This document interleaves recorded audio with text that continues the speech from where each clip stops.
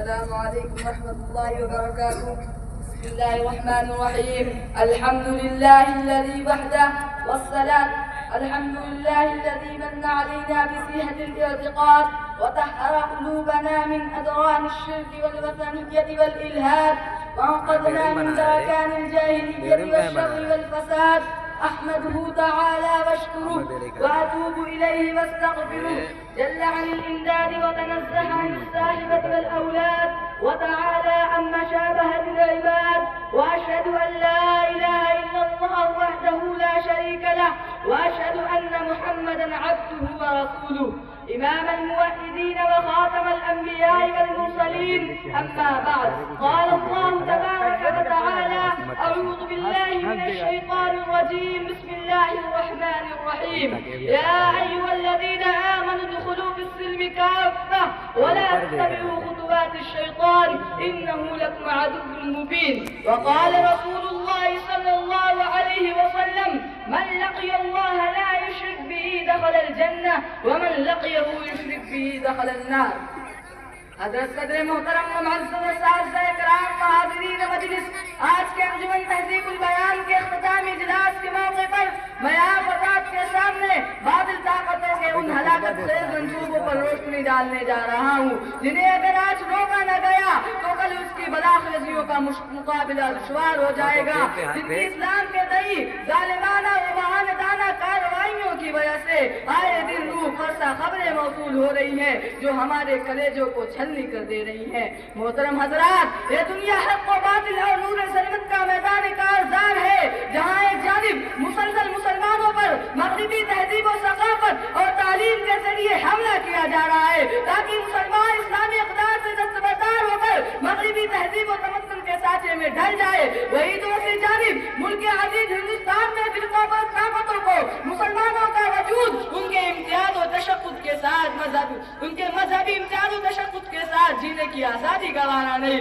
جو مسلسل مسلمانوں میں دینی و فکری اعتداد لانے کے لیے ان کے مقادین ایمان پر شبخو مارنے کے لیے طرح طرح کے منصوبے بنا رہی ہے تاکہ اپنی سازشوں اور منصوبوں کا شکار بنا کر امت مسلمہ کے نوجوان بچے اور بچیوں کو بدکرداری فحاشی اور خیانت کے سمندر میں غرق کر کے انہیں نور ایمان سے محروم کر دیا جائے۔ وہ اسلامی تعلیمات اور اسلامی تہذیب و تمدن کو چھوڑ کر کفر و الحاد کے راستے پر چل پڑے۔ ملت اسلامیہ کے پسندوں، انسان دنیا میں کھانے کا، پینے کا، دھوپ کا، آکسیجن کا، کپڑے کا، غذا کا، غرض ہر اس چیز کا محتاج ہے جو زندگی گزارنے میں اس کی معین و مددگار ہے، لیکن ان تمام میں انسان جس کا سب سے زیادہ محتاج ہے،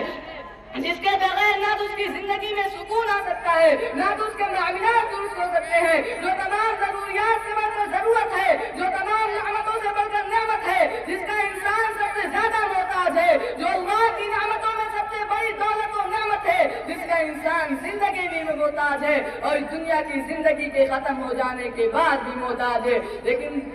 لیکن دنیا میں ملنے والی تمام نعمتوں کا فائدہ اس دنیا کی زندگی کے ساتھ ختم ہو جائے گا۔ ہر طرح کی لذت، ہر طرح کی عمل، ہر طرح کا سہولت، ہر طرح کی سہولت، ہر طرح کا عمل، ہر طرح کا آرام اس مختصر سی زندگی کے ساتھ ختم ہو جائے گا، لیکن دولت اسلام اور نعمت، لیکن دولت ایمان اور نعمت اسلام کا فائدہ مرنے کے بعد بھی ملتا رہے گا۔ یہ دولت دین و دنیا کی سب سے بہترین متاع اور سب سے قیمتی سرمایہ ہے جو ہمارے تمام اعمال کی اساس اور بنیاد ہے۔ یہ دولت جس کے پاس ہوگی وہ دنیا اور آخرت دونوں جگہ کامیاب ہوگا اور پروردگار عالم اسے اپنے فضل کرم سے جنت میں داخل کرے گا۔ اللہ رب العزت نے قرآن مقدس میں ارشاد فرمایا: والذین آمنوا وعملوا الصالحات اولئک اصحاب الجنہ، وہ لوگ جو ایمان لائے اور نیک اعمال کیے جنت میں داخل ہوں گے۔ اللہ کے رسول صلی اللہ علیہ وسلم نے ارشاد فرمایا: من لقی اللہ لا یشرک به دخل الجنہ ومن لقیہ یشرک به دخل النار۔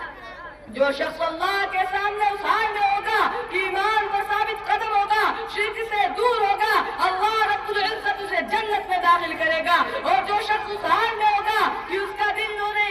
دل نور ایمان سے خالی ہوگا، شرک میں پڑا ہوگا، اللہ رب العزت اسے جہنم میں میں داخل کرے گا۔ ملت اسلامیہ کے پاس بانو، اپنی ایمان کی حفاظت کرو، اپنی ایمان کی سلامتی کے لیے ہر طرح کی قربانی دینے کے لیے تیار ہو جاؤ۔ یہ حالات کتنے ہی نازک کیوں نہ ہو، لیکن ہم کبھی بھی اپنے ایمان و یقین پر آنچ آنے نہیں دیں گے۔ اللہ کے رسول صلی اللہ علیہ وسلم نے نصیحت کرتے ہوئے فرمایا، لا تشرک باللہ وإن قتلت وحرقت، اللہ کے ساتھ شرک مت کرو، اگرچہ تمہیں قتل کر دیا جائے، جلا دیا جائے، کیونکہ شرک میں مبتلا ہونا ایمان سے محرومی کا سبب ہوتا ہے، اور شرک کی حالت میں دنیا سے جانا جہنم کو اپنا مقدر بنانا ہے۔ اللہ رب العزت نے ارشاد فرمایا،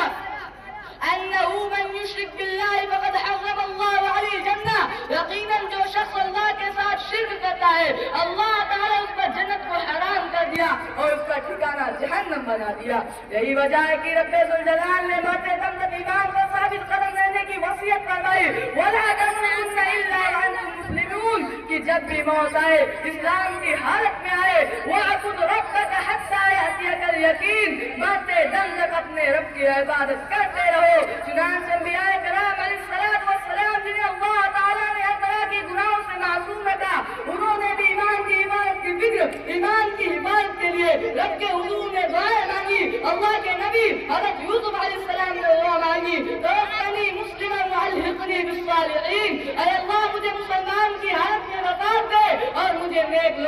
لوگوں میں شامل فرما۔ حضرت یعقوب علیہ السلام نے اپنے بیٹوں کو ایمان پر ثابت قدم رہنے کی وصیت فرمائی، یا بنی ان اللہ اصطفى لكم الدین فلا تموتن الا وانتم مسلمون، اے میرے بیٹو اللہ رب العزت نے تمہارے لیے دین کا منتخب کر لیا ہے، لہذا جب کبھی موت آئے مسلمان بن گئے دنیا سے جاؤ۔ محترم حضرات، آج ہمیں اپنی ایمان کی، اپنے اولاد کی ایمان کی، اپنے آنے والے نسلوں کی ایمان کی حفاظت کے لیے ان راستوں کو بند کرنا ہوگا جہاں سے شیطان ہمارے ایمان پر ڈاکہ ڈالتا ہے، جہاں سے ہمارے بچے اسلامی و معاشرتی تربیت سے محروم ہو رہے ہیں۔ بشکار افطار و عقائد کی خبر ہمارے بچوں کے دلوں سے نکل رہی ہے۔ بشکار افطار